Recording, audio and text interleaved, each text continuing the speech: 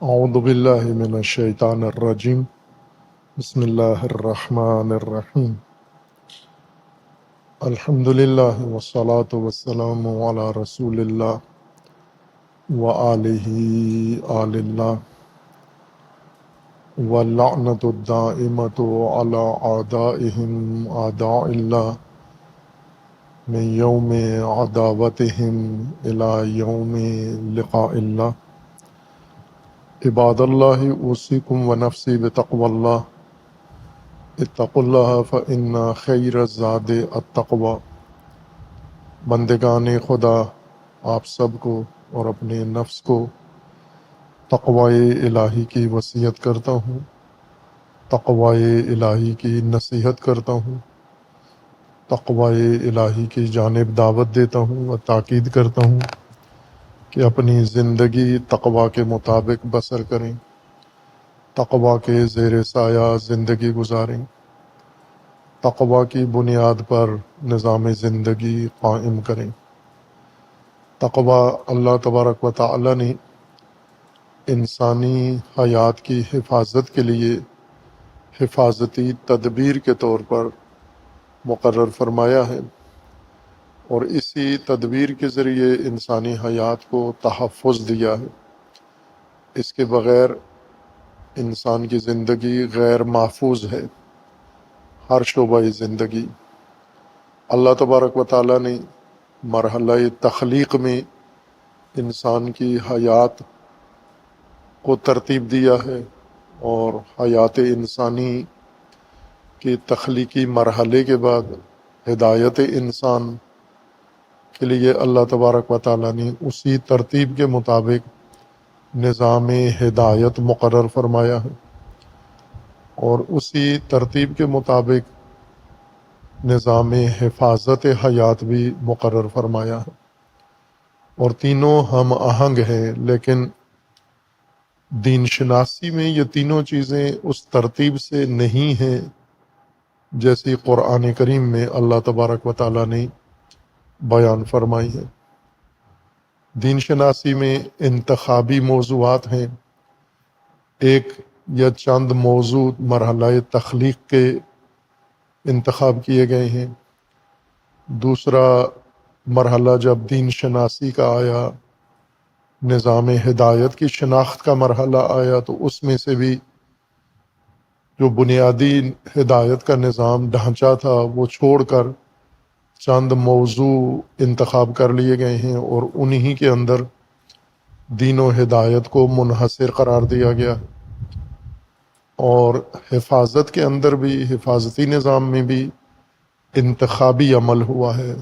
دلچسپی کے چند موضوعات انفرادی تقوی کے انتخاب کیے گئے ہیں، لیکن مجموعہ جو اللہ نے نظام کی صورت میں تدوین و تبلیغ فرمایا اور نازل، اس طرح سے اسے بیان نہیں کیا گیا، اور یہ امر بعض دقیق فہیم فقیہ علماء نے درک کیا ہے، جن میں سے سب سے نمایاں شخصیت رہبر شہید رحمۃ اللہ علیہ ہیں، جنہوں نے دین شناسی کے اس مرحلے میں اس چیز کی نشاندہی کی ہے کہ دین شناسی اس ترتیب کے ساتھ نہیں ہے جیسی اللہ تبارک و تعالی نے تنزیل میں، یعنی نزول قرآن میں ذکر فرمائی ہے، بلکہ اس کو ترتیب بھی آگے پیچھے ہو گئی ہے، اور تمام جامعیت بھی اس کے اندر موجود نہیں ہے۔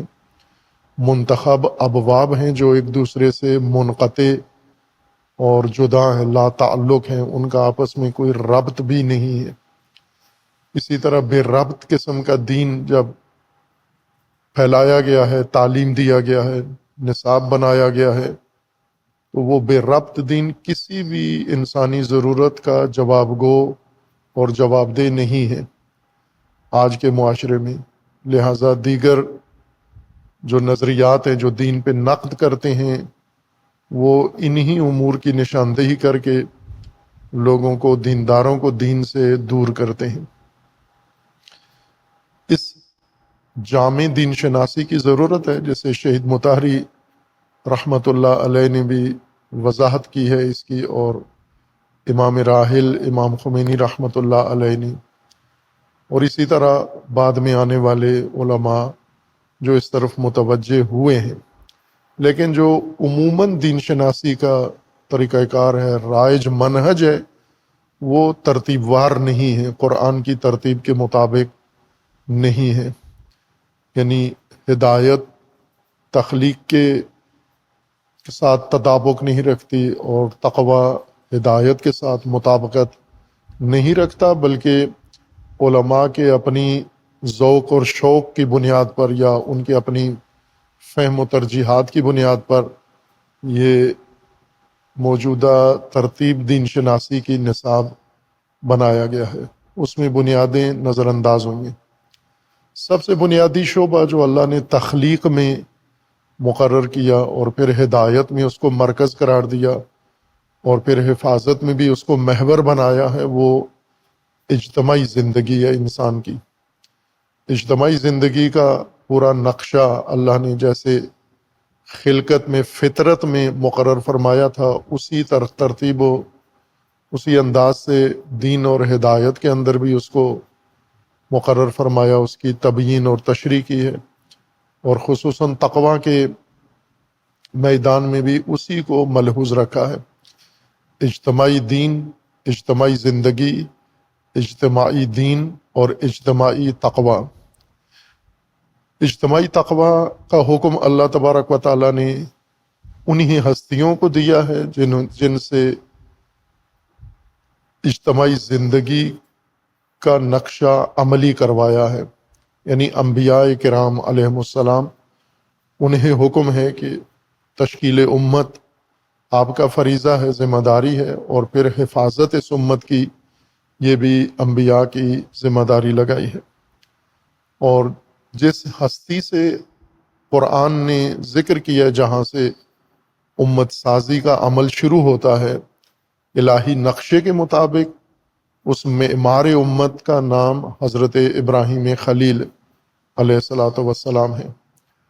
البتہ اللہ تبارک و تعالیٰ نے حضرت ابراہیم کو اپنی مرضی اور اپنے ذوق اور شوق سے نہیں کرنے دیا کام، بلکہ وحی کے ذریعے مکمل ہدایت کی رہنمائی کی قدم قدم پر، اور اسی ترتیب سے حضرت ابراہیم علیہ السلام نے عمل انجام دیا۔ اس لیے حضرت ابراہیم علیہ السلام کی نمایاں خصوصیات میں سے قرآن کریم نے تسلیم کو ذکر کیا ہے کہ وہ اللہ کی بارگاہ میں تسلیم تھے، مسلم تھے، اور ہمیشہ اللہ سے یہ دعا مانگتے تھے کہ میں بارگاہ خدا میں تسلیم رہوں۔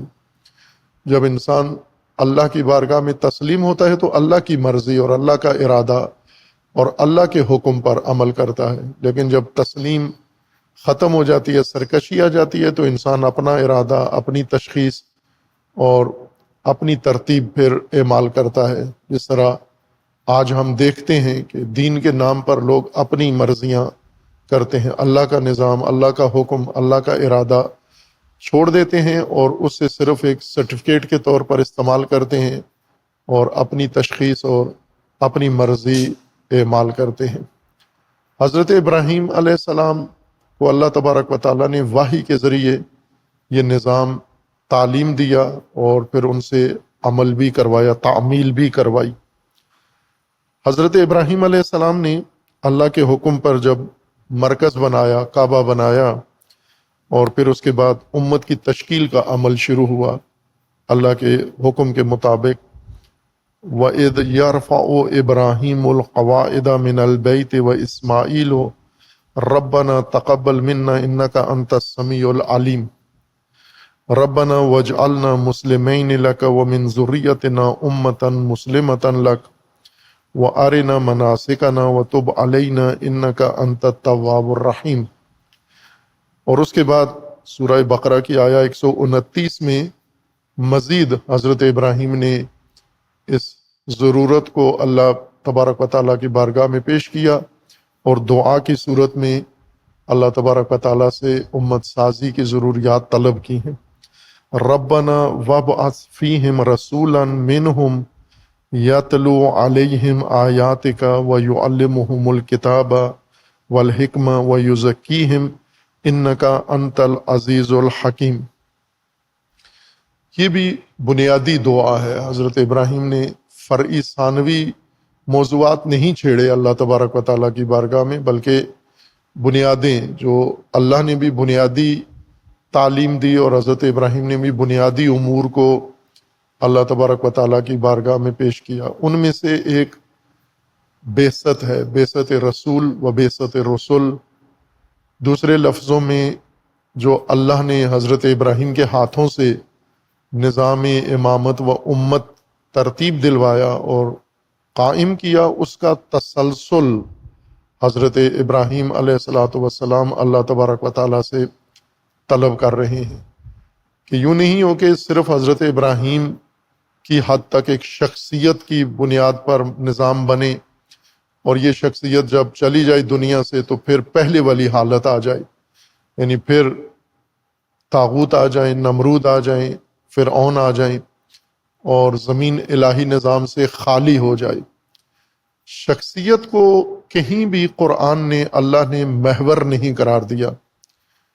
قرآنی تعلیم، قرآنی نظام کے مطابق کسی جگہ بھی شخصیت محور نہیں ہے۔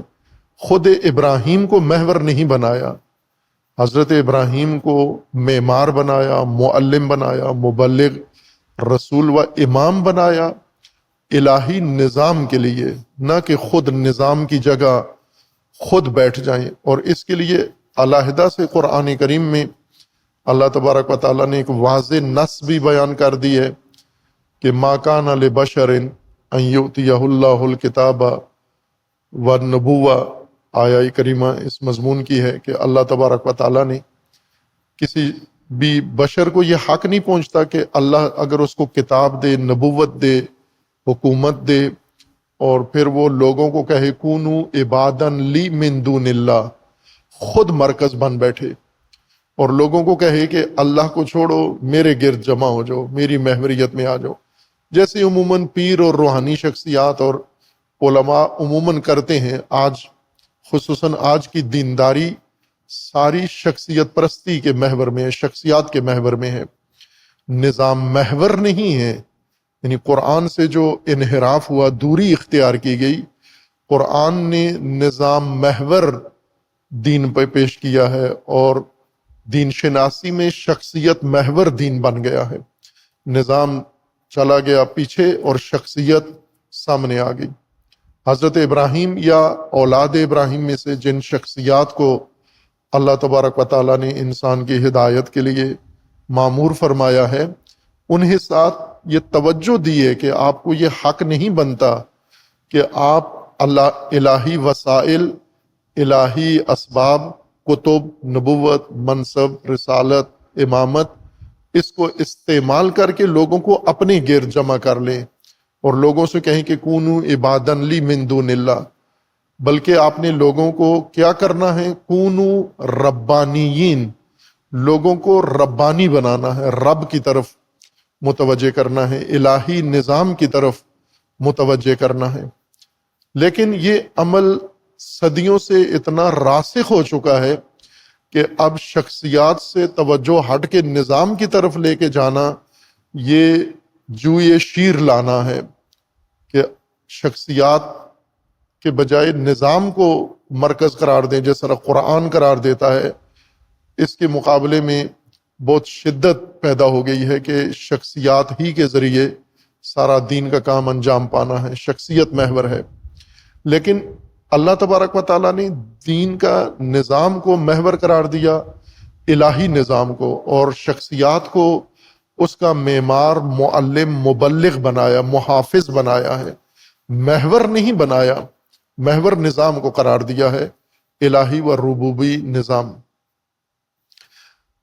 اس نظام کے تسلسل کے لیے کہ یہ نظام آگے چلے بھی، اگر شخصیت کی محور میں ہوتا تو حضرت ابراہیم کے سے شروع ہوتا، حضرت ابراہیم پر ختم ہو جاتا۔ چونکہ شخصیات کے محور میں جو چیز بنتی ہے وہ شخصیات سے شروع ہوتی ہے، شخصیات پہ ختم ہو جاتی ہے۔ شخصیات کے بعد دوسری شخصیت نئے سرے سے آ کر پھر ایک نیا شخصی نظام بناتی ہے، شخصیت محور، اور اس کے زمانے تک وہ نظام چلتا ہے اور پھر اس کے بعد ختم ہو جاتا ہے۔ لیکن الہی نظام الہی اصولوں کے ترتیب کے مطابق بنے، پھر شخصیات کے آنے سے، جانے سے، تبدیلی سے الہی نظام پر کوئی اثر نہیں پڑتا، نظام اپنے تسلسل کے ساتھ چلتا ہے۔ یہ الہی ترتیب ہے، قرآنی ترتیب ہے۔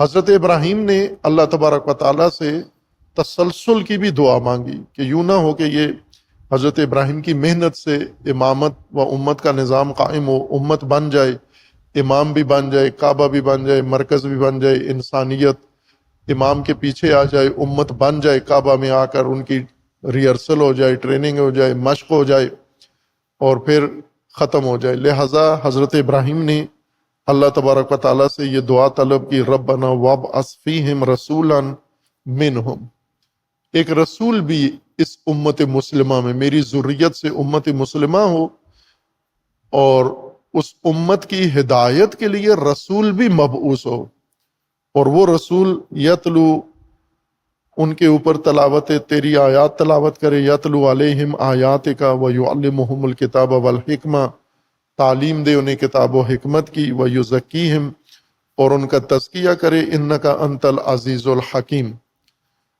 کہ تو عزیز ہے و حکیم ہے، اور عزیز و حکیم جو نظام بنائے گا اس میں تسلسل اس نظام کا بنیادی حصہ ہے، شرط ہے۔ صرف ایک دفعہ کھڑے کر دینا نظام کافی نہیں ہے، اس کو قائم کرنے سے جتنی قائم کرنے کی اہمیت ہے اتنی ہی اس کو جاری رکھنے اور اس کو تسلسل دینے کی بھی اہمیت ہے، ورنہ مقصد بنیادی طور پر نظام کی اقامت و قیام کا مقصد فوت ہو جاتا ہے۔ چونکہ فہم دین میں، شناخت دین میں جو رائج طریقہ فہم ہے، جو مراکز میں، علمی مراکز کے اندر ہے، اور تمام اسلامی مسالک جو دین شناسی کا اہتمام کرتے ہیں ان کے ہاں یکساں طریقہ ہے، جیسے شیعہ سنی میں ایک جیسا طریقہ ہے دین شناسی کا، فقط حب و بغض کا فرق ہے، شخصیات کا فرق ہے، باقی سب میں مماثلت ہے، ایک جیسا نظام ہے دین شناسی کا، سب کا اصول و بنیادیں ایک ہیں، صرف ایک جمعیت ہے وہ امام صادق علیہ السلام کے مطابق عمل کرتے ہیں، دوسرے امام ابو حنیفہ کے پیچھے چلتے ہیں، لیکن امام صادق علیہ السلام کے راستے کو اپنانے والوں کا طریقہ وہی ہے جو امام ابو حنیفہ کو اپنانے والوں کا ہے، یعنی عملی دین شناسی کا جو طریقہ ہے، روش ہے، وہ ایک جیسی ہے دونوں کی، اس میں کوئی فرق نہیں ہے، مشابہ ہے بالکل، نتائج بھی ایک جیسے ہیں۔ دین شناسی میں جو رواج پا چکی ہے چیز، یہ بات آپ کے ذہن میں رہے کہ دین شناسی کا عمل موجودہ طریقے سے بہت دیر سے شروع ہوا۔ یہ جو موجودہ دین شناسی کا عمل ہے کہ مدرسہ ہو، کتاب ہو، مدرس ہو، معلم ہو، علوم الگ الگ کتابیں ہوں، فقہ ہو، حدیث ہو، تفسیر ہو، تاریخ ہو، یہ طریقہ تدریس یہ چوتھی پانچویں صدی ہجری سے آغاز ہوا ہے۔ علوم کی تدوین مکمل ہوئی، کتابیں لکھی گئیں، نصاب بنائے گئے، مدرسے بنائے گئے، اور ان کے لیے باقاعدہ مدرس مقرر کیے گئے۔ شروع دوسری صدی ہجری سے ہوا یہ عمل علوم سازی کا، علوم کی تشکیل کا، اور مکمل یہ تقریباً چوتھی پانچویں صدی ہجری سے۔ پھر اس کے بعد بند کر دیا گیا دروازہ کہ اب کسی نے مزید دین شناسی نہیں کرنی، جو ہو چکی ہے ہو گئی ہے، بس اسی کو آپ نے پکڑ لینا ہے۔ لہٰذا اہل سنت کے جو ائمہ اربعہ ہیں یہ اسی دور کے ہیں، اس کے بعد ممنوع قرار دیا گیا کہ اب نئے سرے سے کسی نے قرآن نہیں سمجھنا یا سنت کو نہیں سمجھنا یا نئی دین شناسی نہیں کرنی، جو ہو چکی ہے اسی کو آپ نے اختیار کرنا ہے۔ شیعہ کے ہاں اگرچہ یہ پابندی نہیں لگی، دین شناسی کا دروازہ ہمیشہ کھلا ہے کہ آپ کو دین کو سمجھنا ہے اور لازم ہے دین سمجھنا، لیکن پابندی ہی کی طرح ہو گیا نتیجہ، آزادی کا نتیجہ بھی پابندی جیسا ہی ہوا۔ کیوں کہ انہوں نے خود پر پابندی لگا دی کہ ہم نے بھی جو سابقہ اور اسلاف نے سمجھا ہے ہم بھی اسی پر قائم رہیں گے، جو شیخ طوسی نے کہہ دیا بس وہی ہے۔ اور ایک مدت تک لوگ شیخ طوسی سے ہٹ کر سوچنے کو گناہ سمجھتے تھے، فقہا بدنام ہو جاتے تھے جو شیخ طوسی کے علاوہ فتویٰ دیتا تھا۔ بالآخر انہی کے سلسلے سے ایک جرأت مند فقی پیدا ہوئے ابن ادریس رحمۃ اللہ علیہ، جنہوں نے آ کر یہ توڑا تشیع کو، اس اندھی تقلید سے نکالا کہ یہ کیا آپ نے پابندی لگا رکھی ہے کہ جو بھی شیخ طوسی سے ہٹ کے کوئی بات کرے یا سمجھے تو آپ اس کے پیچھے ٹین باندھ دیتے ہو کہ یہ تشیع سے نکل گیا، یہ فلاں ہو گیا۔ شیخ طوسی ایک فقی ہیں، ہر زمانے کے فقی کو اپنے دور کے مطابق دین کی شناخت کی ضرورت ہے، اور اس کے بعد پھر کچھ لوگوں نے ہمت کی اور شیخ طوسی سے ہٹ کر بھی دین سمجھنا شروع کیا۔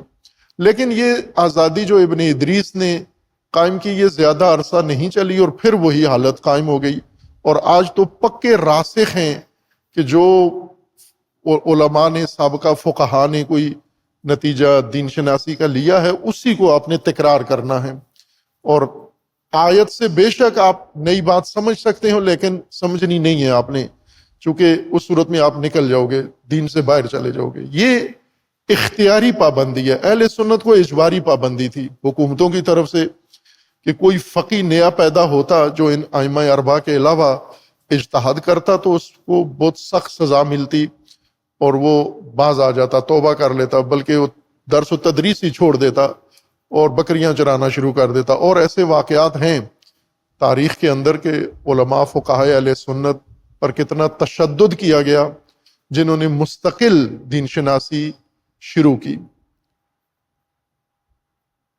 چونکہ قدیم سے جو دین شناسی کی بنیادیں رکھی گئی تھیں، علوم نئے نئے تشکیل پا رہے تھے اور ان علوم کو بنیاد مل رہی تھی، اور انہی علوم کے تناظر میں دین شناسی شروع ہوئی۔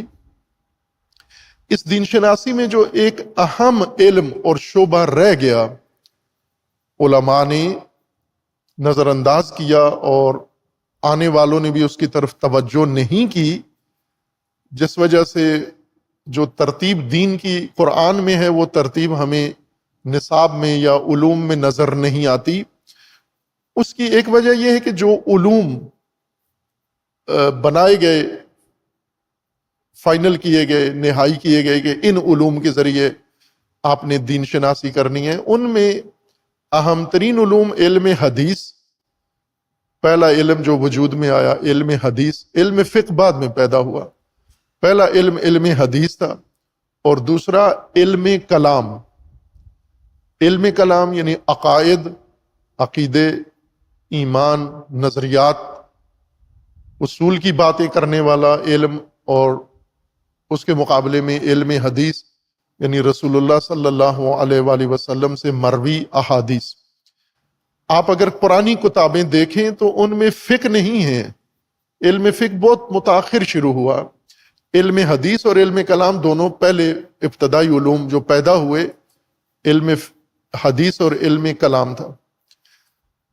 ایک کتاب ہے جو اہل سنت میں، یہ جتنی حدیث کی کتابیں ہیں یہ ساری فقہ کا متبادل ہیں، یعنی ابھی فقہا پیدا نہیں ہوئے تھے، محدثین پہلے پیدا ہو گئے، محدثین نے یہ کتابیں پہلے تدوین کر دیں، پھر ان حدیثوں سے علم فقہا نے علم فقہ نکالنا شروع کیا۔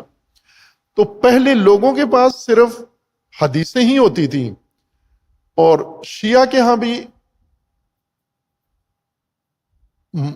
علامہ صدوق رحمۃ اللہ علیہ، شیخ صدوق جو بہت بڑا ستون ہے تشیع کا علماء میں سے، اور بڑی اہمیت ہے ان کی۔ ہم نے یہ وعدہ کیا ہوا تھا لیکن وفا نہیں کر سکے، فرصت نہیں ملی کہ جو علماء مرکزی حیثیت رکھتے ہیں، جن کے محنتوں پر یہ تشیع کا نظام مسلکی مذہبی کھڑا ہوا ہے، ان علماء کی تشریح، تعریف اور تعارف ان کا کروایا جائے، اور ان کے علمی رجحانات اور علمی مسائل جو انہوں نے چھیڑے اور آپس میں جو ان کا علمی اختلاف تھا، جیسے شیخ کلینی ہیں، شیخ طوسی ہیں، شیخ مفید ہیں، شیخ صدوق ہیں، سید مرتضیٰ ہیں، یہ اساتین ہیں، یہ استوانے ہیں اور ستون ہیں مرکزی، جنہوں نے شیعہ نظام فقہ تدوین کیا ہے، اور علوم، علم کلام، علم حدیث۔ آپ شیخ صدوق کے زمانے میں کوئی رسالہ توضیح المسائل نہیں تھا، فقہ کی بھی کوئی کتاب نہیں تھی۔ ان کی فقہی کتاب کا نام ہے من لا یحضرہ الفقی، جس کے پاس فقی نہیں ہے اس کے پاس یہ کتاب ہوگی تو کافی ہے۔ فقی کا آلٹرنیٹ یہ کتاب ہے۔ اس کتاب میں فتویٰ نہیں ہے، سب حدیثیں ہیں، اس لیے شیعہ جو 4 معتبر کتابیں ہیں حدیث کی، ان میں سے ایک من لا یحضرہ الفقی ہے۔ اس کا کتاب کا معنی یہ بنتا ہے کہ وہ قوم، وہ جمعیت، وہ زمانہ، وہ نسل جن کے پاس فقہا نہیں ہے، مجتہدین نہیں ہیں، تو ان کو مجتہد کی ضرورت بھی نہیں ہے، وہ اس کتاب کو اپنے لیے دین کا مسودہ یا دین کا نصاب سمجھ لیں۔ انہوں نے نام ہی، یہ ان کے فتاویٰ ہیں۔ اسی طرح بعد میں آنے والے جو ترتیب لکھتے گئے، حدیث سے نظام دین شناسی کا کام حدیث سے شروع ہوا، حدیث کو بنیاد بنایا گیا، اور ساتھ ساتھ علم کلام، ان دونوں علوم نے مل کر قرآن کی تفسیر پر بہت اثر ڈالا ہے۔ تفسیر قرآن جب شروع ہوئی تو اس میں محدثانہ ذہنیت اور متکلمانہ ذہنیت جو متاثر تھے علم کلام اور علم حدیث سے، انہوں نے زیادہ تفسیر پہ کام کیا ہے۔ لہٰذا آپ پرانی اور درمیانی اور آخری حدیثوں کو، تفسیروں کو دیکھیں تو ان میں آپ کو یہ غلبہ نظر آئے گا۔ آپ سے مراد یعنی جنہوں نے دیکھنا ہے، آپ زیادہ ٹینشن نہ لیں، کہ آپ اپنے کام میں مصروف رہیں۔ مخاطب وہ نوعی، آپ نوعی جس کو کہتے ہیں، آپ حاضرین نہیں، جنہوں نے سمجھنا ہے دین، جن کا ارادہ ہے دین شناسی، انہیں یہ توجہ ہونی چاہیے کہ مزاج تفسیروں کا متکلمانہ نظام ہے، مزاج ہے۔ متکلمانہ یعنی علم کلام کے اصول اور بنیادوں کا غلبہ ہے، اور حدیث کا زیادہ غلبہ ہے۔ تمام تفاسیر شیعہ و سنی علم حدیث سے متاثر ہیں۔ علم حدیث کی تاثیر ہے تفسیر پر، قرآن پر تو نہیں ہے۔ قرآن تو مستقل ایک اللہ تبارک و تعالیٰ کا کلام ہے، اور حدیث کی روشنی میں اللہ نے کلام نازل نہیں کیا، بلکہ کلام قرآن کی روشنی میں حدیثیں رسول اللہ نے بیان فرمائی ہیں۔ لیکن جب سمجھنے کی باری آئی تو حدیث مرکز بن گئی، مرکزی حیثیت، اور قرآن حدیث کی روشنی میں، حدیث کے تناظر میں سمجھا جانے لگا۔ اور دوسرا علم جس نے زیادہ تفسیر قرآن پہ اثر ڈالا وہ علم کلام ہے، اور یہ آج تک ہے۔ آج بھی جو اس دور کے فقہا، علماء قرآن کی طرف رجوع کرتے ہیں تو یہ 2 ذہنیتیں لے کر آتے ہیں، یا حدیثی ذہنیت، محدثانہ ذہنیت، یا پھر کلامی ذہنیت لے کر آتے ہیں۔ جبکہ قرآن کی اپنی جو شناخت ہے، جو قرآن کی اپنی پہچان ہے، جو قرآن نے خود اپنا تعارف کروایا ہے، وہ کتاب ہدایت ہے۔ ہدایت بھی انسان کے لیے، ہدن للناس، خود یہی تعبیر، یہ لفظ ہدن للناس قرآن کی تمام پہچان ہے۔ ساری پہچان اس لفظ کے اندر آ جاتی ہے کہ ناس کے لیے قرآن ہدایت ہے۔ ناس انسانیت، بشریت کو کہتے ہیں، اور ناس سے مراد افراد نہیں ہیں، ناس سے مراد جمعیت، انسانی جمعیت اور بشری جمعیت ہے۔ اور تمام جمعیت جو اولین و آخرین ہیں، یہ ساری جمعیت ناس کے زمرے میں آتی ہے، اور قرآن ان سب کے لیے ہدایت ہے۔ اور اس ناس کی جمعیت کی جو زندگی کا اہم پہلو ہے وہ سماجی پہلو ہے، اجتماعی پہلو ہے، جمعیتی پہلو ہے، جو جب دین سمجھنے کی باری آئی تو یہ علم اس وقت موجود ہی نہیں تھا۔ علم الاجتماع، سماج شناسی اور معاشرہ شناسی یا سوشیالوجی نام کا علم اس وقت نہیں تھا۔ 2 علم کی حکومت تھی، علم کلام اور علم حدیث کی، اور جس کو یہ 2 علم آتے تھے وہ دین کا مرجع ہوتا تھا، اسی کی طرف لوگ رجوع کرتے تھے، اسی کو سند اور اتھارٹی سمجھتے تھے۔ باقی علوم بے شک جانتا ہو، لیکن لوگوں نے دین پوچھنا ہے انہی دو سے، محدث سے اور متکلم سے، رہنمائی یہ لیتے تھے۔ پھر تیسرا علم تدریجاً پیدا ہوا، علم فقہ، اور علم فقہ بھی در حقیقت امتزاج تھا یا نتیجہ تھا حدیث کا ہی۔ علم فقہ اور حدیث کو آپ دیکھیں تو بالکل مساوی ہیں، ملتے جلتے ہیں، ہر فتویٰ کے پیچھے حدیث اور ہر حدیث کے آگے ایک فتویٰ موجود ہے۔ تو لہذا علم فقہ نے بھی کوئی نئی چیز نہیں دریافت کی، جو حدیث میں تھا وہی انہوں نے فتاویٰ کی شکل میں منظم کر کے، ذرا بہتر کر کے، حدیث کے مطالب کو واضح کر کے ذکر کر دیا۔ لیکن جس علم کی ضرورت تھی کہ شروع میں ہی، چونکہ قرآن نے، علوم کا بانی تو قرآن ہے، مؤسس قرآن ہے، قرآن نے جس علم کو مومنین کے سامنے پیش کیا وہ علم الاجتماع تھا، علم ہدایت جو اجتماع کے لیے تھا، جو معاشرے کے لیے تھا، جو سوسائٹی کے لیے تھا۔ تو پہلا علم جس کی انسان کو ضرورت تھی وہ علم جو ہمیں سوسائٹی بتائے، معاشرہ بتائے، سماج بتائے، اجتماعیت بتائے، اجتماعیت کے حقائق بتائے، تاکہ اس کے مطابق آگے علوم مزید آگے اس کو مکمل کریں، تکمیل کریں۔ لیکن یہ علم قرآن میں تھا، رسول اللہ صلی اللہ علیہ وآلہ وسلم کی تعلیمات میں تھا، ائمہ ہدیٰ اہل البیت علیہ السلام کی تعلیمات میں یہ علم موجود تھا۔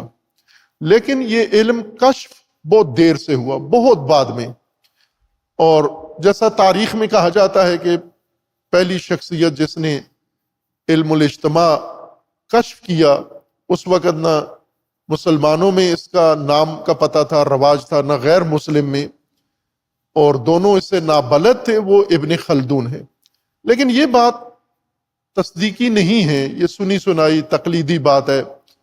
جیسے پاکستان کے اندر سائنس ایسے ہی ہے جیسے ذاکروں نے مذہب پھیلایا ہے، ایسے لگتا ہے کہ سائنس بھی ذاکروں نے پڑھائی ہے، چونکہ سنی سنائی باتیں لوگوں کو سائنس کے فتوے کے طور پر، سائنس یہ کہتی ہے، سائنس یہ کہتی ہے، جبکہ اسکول بھی پڑھتے ہیں اور اسکول میں سائنس پڑھتے بھی ہیں، لیکن جب باتیں کرتے ہیں سائنس کے بارے میں تو ایسے لگتا ہے کسی ذاکر نے مجلس میں سائنس بیان کی ہے اور یہ اس کو سائنس سمجھ بیٹھے ہیں۔ جس علم کی ضرورت تھی علم الاجتماع، اور وہ علم قرآن میں اس کی بنیادیں، اس کے اصول ہیں، چونکہ تمام قرآن کا خطاب سوسائٹی کو ہے، سماج کو ہے، اجتماع کو ہے، تو پہلا مخاطب ہی قرآن کا جمعیت ہے، سوسائٹی ہے۔ قرآن نے تو چڑیلوں کو اور بھوتوں کو نہیں خطاب کیا، موجود زمین پر موجود جو معاشرہ تھا، سماج تھا، اسے خطاب کیا ہے۔ لیکن انہوں نے بحیثیت اجتماع یہ خطاب نہیں سنا، بحیثیت فرد یہ خطاب سنا، جبکہ قرآن کریم میں جگہ جگہ مومنون، مومنین، الذین آمنو اجتماعی صیغے ہیں، سارے انفرادی نہیں ہیں۔ انفرادی صیغے چند جگہ پر ہیں، یا ایھا النبی، یا ایھا الرسول، اور وہ بھی اجتماع کے لیے ہیں کہ قل، اے نبی آپ اس سوسائٹی کو یہ بتا دیں، اس قوم کو یہ بتا دیں، لقوم یوقنون، ان کو یومنون، یعنی قوم کے لیے رسول اللہ کو جو خطاب ہے وہ بھی قوم کے لیے، سوسائٹی کے لیے، ان کی ذات کے لیے نہیں ہے، شخصیت کے لیے نہیں۔ سب سے زیادہ قرآن کریم کے بعد اگر سوشیالوجی کو کوئی پڑھنا چاہتا ہے جس کی بہت واضح بین کھلی بنیادیں ذکر کی گئی ہیں، وہ نہج البلاغہ میں امیر المومنین علیہ الصلوۃ والسلام نے ذکر فرمائی ہیں۔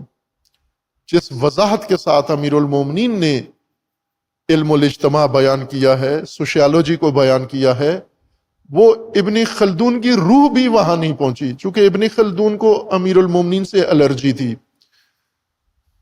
یہ ان کے بارے میں ہے حالات زندگی میں کہ ناسبی تھا، یہ بغض تھا اس کے اندر، اہل البیت کے حوالے سے شدید بغض تھا اس شخص کے اندر، لہٰذا اس نے جو شیعہ کے بارے میں بعض رائے ظاہر کی ہیں، وہ اس کے اندر اس کا بغض بالکل نمایاں نظر آتا ہے۔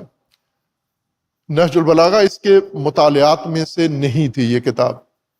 یہ در حقیقت ابن خلدون ایک بیوروکریٹ تھا، حکومت کا، اس وقت کی حکومت کا، اور اسپانیہ میں پہلے جو حکومت بنی اور پھر عرب خطے میں آ گئی، اسپانیہ ختم ہو گیا، تو یہ بیوروکریٹ تھا اور سرکاری آرڈر پر اس نے نصاب بنانا شروع کیا، اور اس نصاب میں جیسے آج کل ہماری حکومت نیا نصاب بنانے کا آرڈر دیتی ہے، اب یہ ہماری موجودہ نسل کی اور حکومت کی بدقسمتی یا خوش قسمتی کہیں کہ ابن خلدون کوئی نہیں ہے نصاب بنانے والا، یہ سارے ابن جدون اور ابن افلاطون موجود ہیں جو نیا نصاب بنا رہے ہیں۔ ابن خلدون کو یہ کہا گیا چونکہ وہ بہت ماہر تھا اور اس نے یہ کام سرکاری آرڈر پر انجام دیا، تاریخ لکھی اور تاریخ کا مقدمہ لکھا اور اس میں تاریخ فہمی کے اصول لکھے جو بعد میں سوشیالوجی کہلائے۔ پھر چھوڑ دیا مسلمانوں نے، پہلا اور آخری مفکر ابن خلدون، جبکہ نہج البلاغہ اور قرآن دو سب سے بڑا منبع ہیں علم الاجتماع کا۔ علم الاجتماع قرآن فہمی کے لیے ہر علم سے زیادہ ضروری علم الاجتماع ہے۔ باقی علوم بھی ضروری ہیں، میں کسی علم کی نفی نہیں کرتا، ضروری ہیں۔ رائج طریقہ یہ ہے کہ علم نحو اور علم صرف کافی ہے قرآن سمجھنے کے لیے، لیکن یہ صدیوں سے پڑھا کے دیکھ لیا کہ کافی نہیں ہے۔ صرف و نحو پڑھنے والے عموماً قرآن ضرورت بھی نہیں سمجھتے، صرف و نحو پڑھ لی ہے تو یہی جنت جانے کے لیے کافی ہے، چونکہ عربی ہے۔ اب عربی میں قرآن ہو یا نحو ہو یا صرف ہو تو عربی کا ثواب تو حاصل ہو جاتا ہے، لہٰذا جو ہی یہ صرف و نحو پڑھ لیتے ہیں، تھوڑی سی پہلے پوری پڑھتے تھے اب تھوڑی سی پڑھتے ہیں تو جاگ لگ جاتی ہے ان کو، اس کے بعد یہ عالم فاضل ہو جاتے ہیں اور پھر اس کے بعد تقریریں سیکھ لیتے ہیں، یہ قرآن کی تفسیریں بھی کرتے ہیں۔ یہ آپ نے موجود ہے ذاکر و خطیبوں کی جو تفسیریں ہیں جو کرتے ہیں، وہ تو علم نحو صرف و نحو بھی نہیں پڑھتے۔ وہ جس علم کی زیادہ ضرورت ہے دین فہمی کے لیے، نظام الہی کو سمجھنے کے لیے، وہ علم الاجتماع ہے۔ یہ بات اس لیے ذکر کی ہے کہ یہاں پر جو حضرت ابراہیم علیہ الصلاۃ والسلام، اللہ نے حکم دیا ابراہیم علیہ السلام کو اور حضرت ابراہیم نے دعا پیش کی اللہ کی بارگاہ میں، یہ حکم خدا اور دعائے ابراہیم، علم کلام نے اس کو لے لیا اور علم کلام نے اس دعا کی بھی اور اللہ کے حکم کی تفسیر و تشریح کی، اور جو پیچھے ضرورت کثر تھی وہ علم حدیث کے ذریعے سے پوری کی گئی ہے۔ روایات و احادیث نے حضرت ابراہیم کی دعا کی وضاحت کی اور کروائی ہے۔ ربنا وابعث فیہم رسولا منہم یتلو علیہم آیاتک ویعلمہم الکتاب والحکمہ ویزکیہم انک انت العزیز الحکیم۔ یہ دعا حضرت ابراہیم کر رہے ہیں۔ حضرت ابراہیم رسول اللہ صلی اللہ علیہ وآلہ وسلم سے پہلے گزرے ہیں۔ کتنا عرصہ پہلے گزرے ہیں؟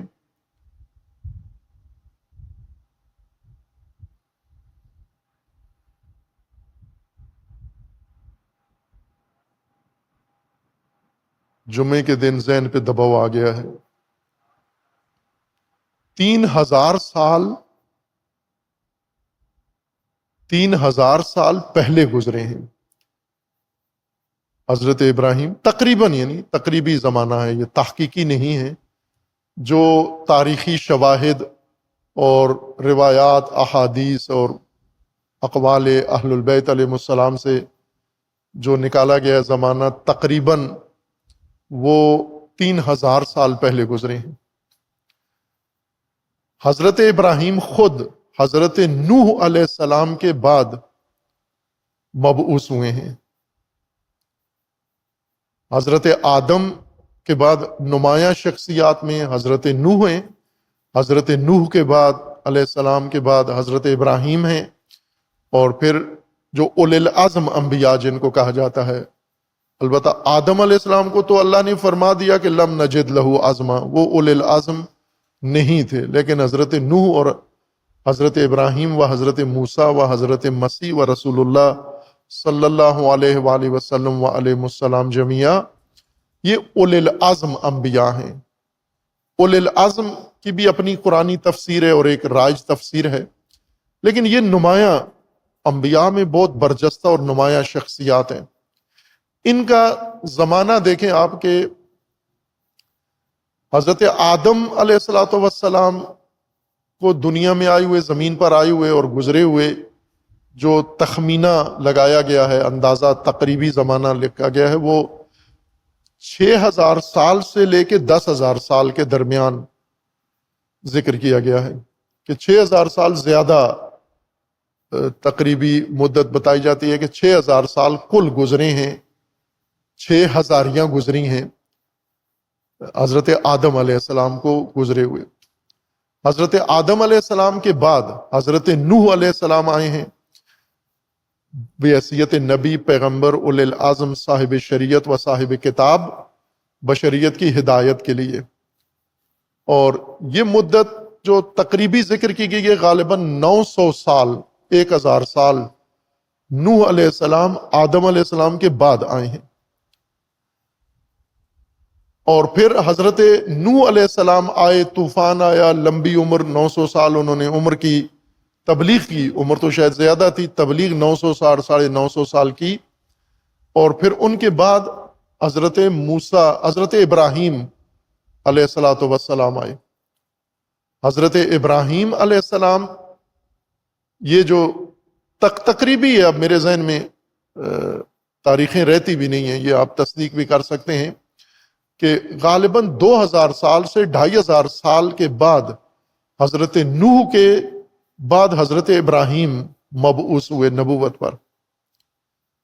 اور پھر حضرت ابراہیم کے بعد حضرت موسیٰ آئے کہ انہیں بھی تقریباً 1800 یا 1900 سال، 2000 سال لگ بھگ حضرت ابراہیم کے بعد حضرت موسیٰ آئے۔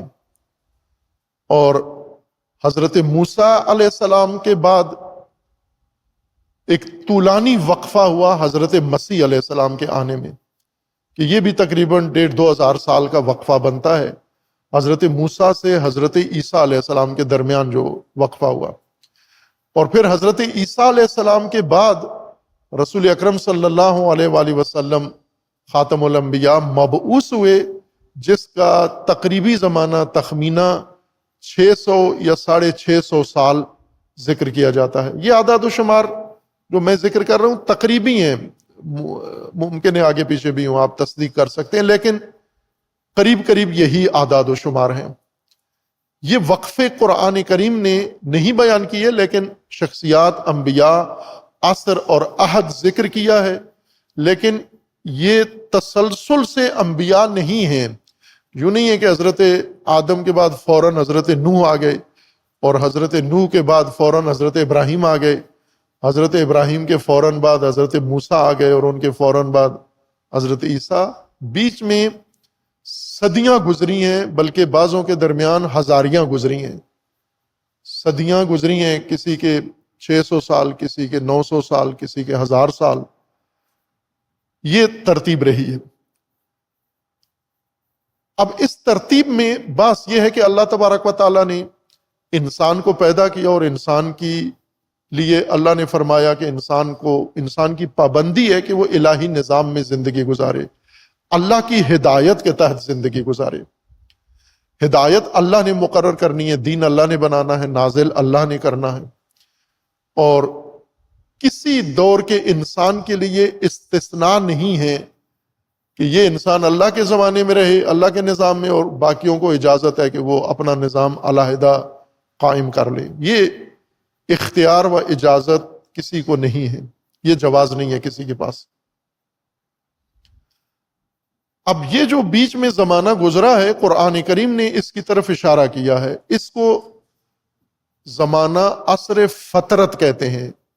فے، تے، رے اور تے، تو ہی نہیں لانا بیچ میں، فطرت نہیں بنانا، فطرت، فطرہ، فے، تے، 2 نقطوں والی تے اور رے، فطرہ، فطرت کا زمانہ اس کو کہا ہے۔ سورہ مبارکہ مائدہ میں غالباً اللہ تبارک و تعالیٰ نے یہ آیہ کریمہ نازل فرمائی ہے کہ ہم نے انبیاء بھیجے ہیں اور اس ترتیب کے ساتھ بھیجے ہیں کہ بیچ میں فطرت کا بھی ذکر آیا ہے کہ ہم نے علی فطرتن ذکر کیے ہیں۔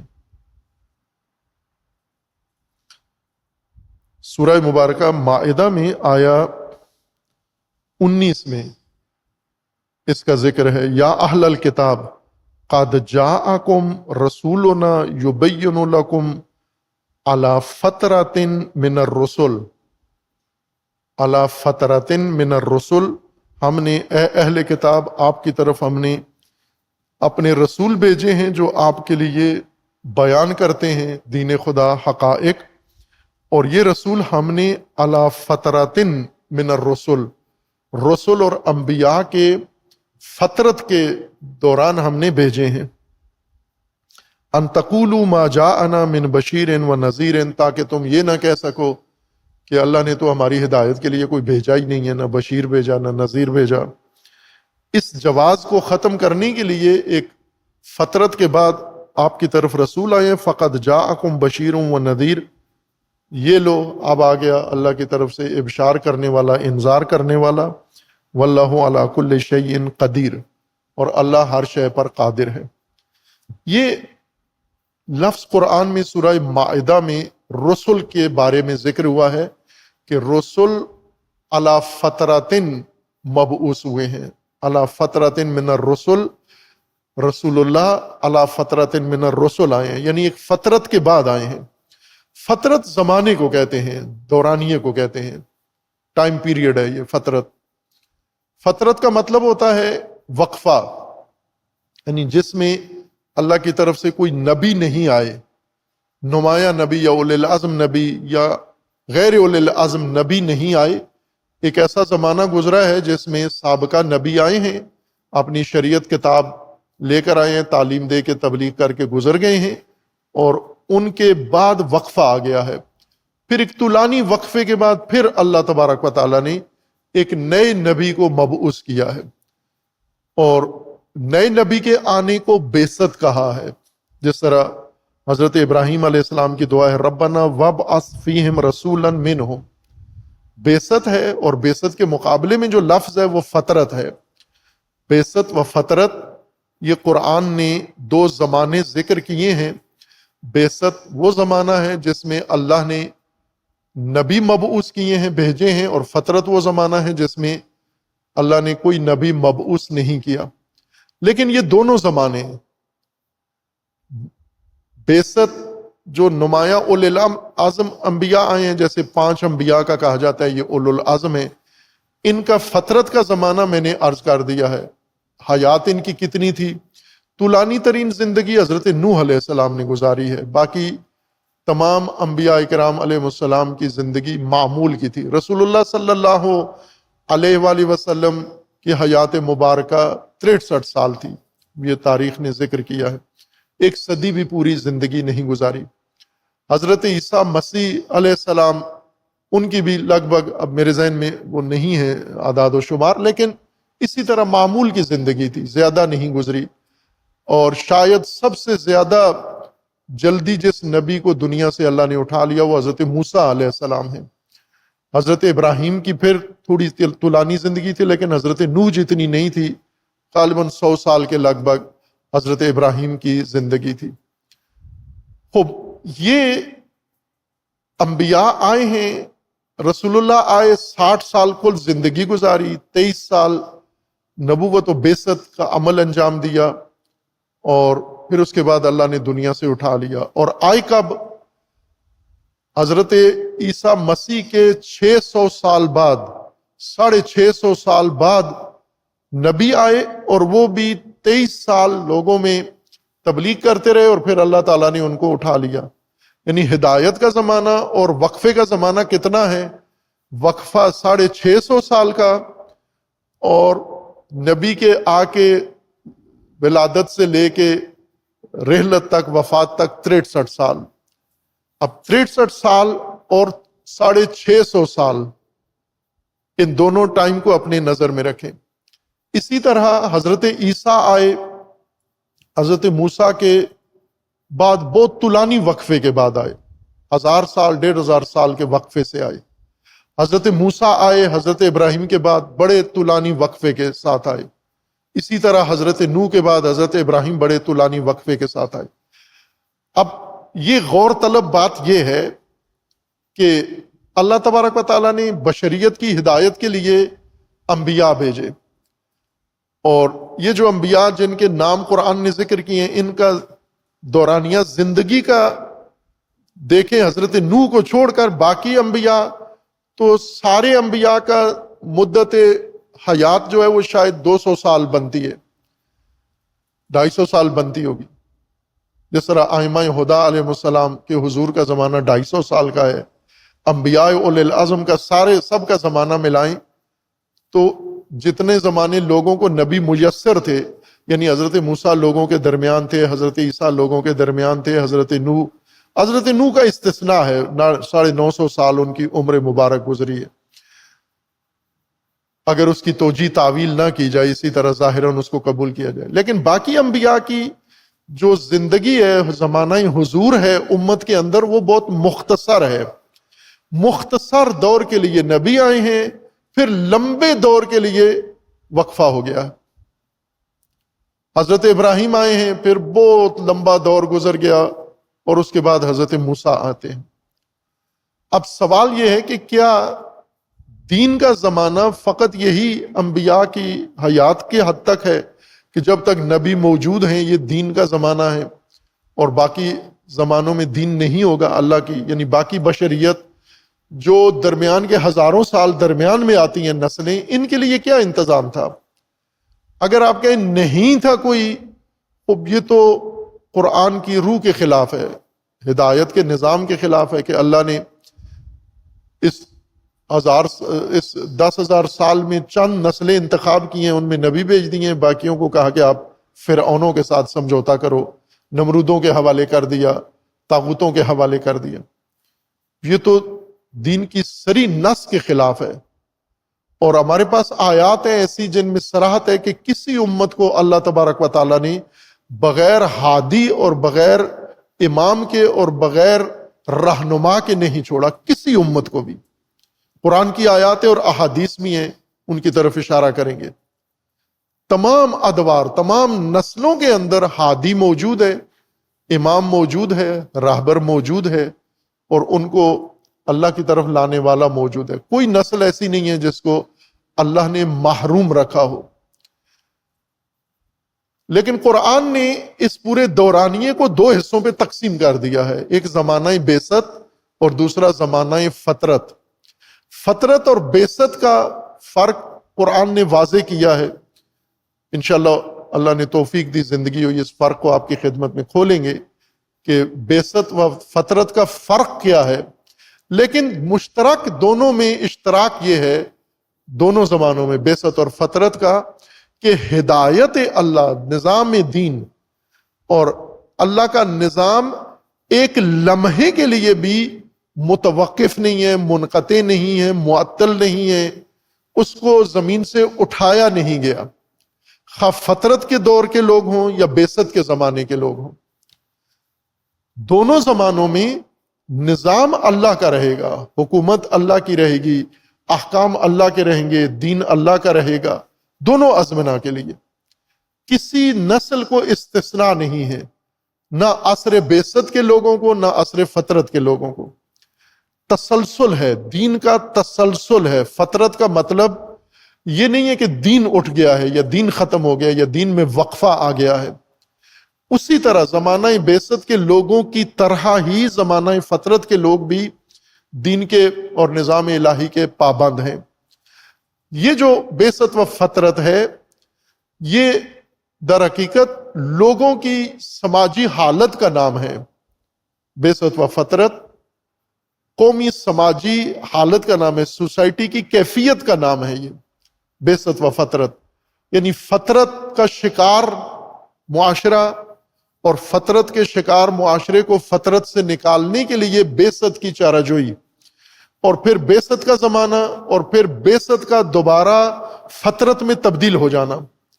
یہ 2 عمل ہیں جو ہر معاشرے میں آج بھی ہیں، پہلے بھی تھے، عصر ائمہ میں تھے، عصر انبیاء میں تھے، اور ہر زمانے کے اندر تکرار ہوتے رہے ہیں، اس کے اندر ایک تسلسل ہے کہ بعثت کا زمانہ آئے گا، پھر فطرت کا زمانہ آئے گا، اور یہ دونوں سماجی کیفیات ہیں، سماجی حالتیں ہیں۔ اب چونکہ ہم نے سماجیات کو قرآن میں تلاش نہیں کیا، جو ہمارے دین شناس لوگ تھے ان کی تیاری ہی کسی اور کام کے لیے تھی، وہ کچھ اور کام، جیسے ابھی آپ دیکھیں نا، یہ مستری ہیں، یہ مختلف کام کرتے ہیں۔ ایک مستری ہے چنائی کا کام کرتا ہے، اس سے ٹائل پتھر نہیں لگ سکتا۔ ایک ہے ٹائل پتھر لگاتا ہے، چنائی کا کام نہیں کر سکتا۔ ایک مستری ہے وہ کوئی اور لکڑی کا کام کر سکتا ہے، لوہے کا کام نہیں کر سکتا۔ ایک لوہے کا کام کرتا ہے، لکڑی کا کام نہیں کر سکتا۔ اب یہ آج جو ٹیکنیکل لوگ ہیں، ہنرمند ہیں، ان کے اندر یہ فرق واضح ہے۔ علماء فقہا بھی اسی طرح سے ہیں کہ علماء جو نصاب پڑھ کے اوپر آ کے فقیہ بنتے ہیں تو ان کی تیاری ان خاص علوم کے ذریعے کی جاتی ہے۔ ادبیات پڑھے ہیں، صرف نحو پڑھے ہیں، بس یہ کام کر سکتے ہیں۔ اسی طرح اگر حدیث پڑھے ہیں تو حدیث کی روشنی میں کچھ بات کر سکتے ہیں۔ علم کلام پڑھے ہیں تو علم کلام کی روشنی میں بات کر سکتے ہیں۔ لیکن علم الاجتماع جو قرآن کا اصل موضوع ہے، اور سماج جو قرآن کا اصل موضوع ہے، اس کی تیاری نہیں ہے ان کی۔ چونکہ تیاری نہیں ہے لہذا فطرت اور بعثت دونوں چلے جاتے ہیں علم کلام میں اور عقائد کا حصہ بن جاتے ہیں، اور عقائد میں جا کر تشریح ہوتی ہے بعثت کس کو کہتے ہیں، فطرت کس کو کہتے ہیں، جبکہ یہ دیگر علم ہے، اس کا موضوع ہے، اور اسے یہ بتانا ہوگا کہ فطرت کس چیز کا نام ہے اور بعثت کس چیز کا نام ہے۔ فطرت و بعثت اللہ کے اسماء میں سے نہیں ہے، اور فطرت و بعثت ہر چند انبیاء کے نام کے ساتھ آئے ہیں، لیکن یہ انبیاء کی کیفیات کا نام نہیں ہے، بلکہ یہ معاشرے کی کیفیت اور صورتحال کا نام ہے۔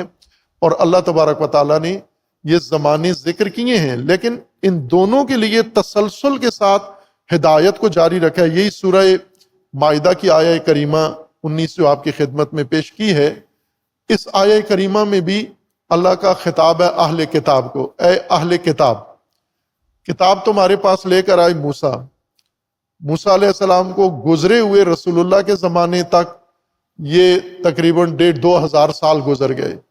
عیسیٰ علیہ السلام کو گزرے ہوئے 600 سال گزر گئے ہیں۔ اس دوران تم یہ کہہ رہے تھے کہ ہمارے پاس بشیر و نذیر نہیں ہے۔ اس دوران اہل کتاب نے یہ نہیں کہا کہ چھٹی کا زمانہ ہے، فطرت کا زمانہ ہے، دین ختم ہو گیا ہے، نبی آئے گا تو پھر دین کا دور دورہ ہوگا۔ نہ، اس دوران بھی تمہاری ذمہ داری تھی اللہ کے نظام میں رہنا، دین قائم کرنا، نہیں کی۔ جواز کیا تھا کہ بشیر و نذیر نہیں ہے ہمارے درمیان، تو یہ لو ہم نے بشیر و نذیر تمہارے اندر بھیج دیا ہے۔ جو کام فطرت میں نہیں کیا کر رہے تھے، چھوڑ دیا تھا، وہ اب کرو۔